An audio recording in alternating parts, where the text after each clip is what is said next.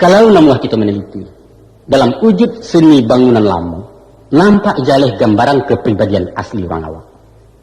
Gaya arsitektur rumah gadang banyak bercerita tentang sifat tabiat penghuninya. Sejak dari teknik dan menyimpan rasio kekuatan, taruh kepada penghematan bahan, keharmonisan komposisi, dan tentu saja segi keindahan diutamakan. Kita mulai dari lokasi. Berhari-hari, bahkan berminggu-minggu, orang mendatangkan perumahan. Lah samparono data baru ramuan pekayu dikaret-karet untuk kemudian ditagakkan. Apa maknanya itu? Kita diajar untuk pandai meletakkan sesuatu pada tempatnya. Di proporsi yang tepat, itu bahasa modernnya. Kok tagak-tagaklah dengan data, kok berjalan dengan lurus bakato dengan bana. Jujur, objektif, dan bertanggung jawab.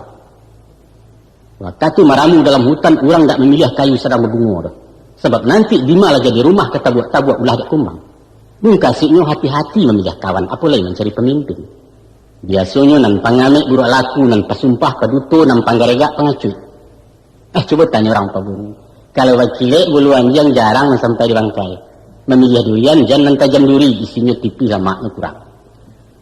Tukang nan ahli tidak pernah membuang kayu dah. Nan panjang diambil untuk paran, nan singkek diambil ke anak janjang. Nan gadang jadi rasuak, nan cetek ke pasak tiang. Nan buletnya jadi tunggak, nan tipis ambil ke papan. Bahkan nan bungkuak pun para lujo, paguno ke kasau lawa di gonjong. Pendeknya tak ada kayu nama lagi.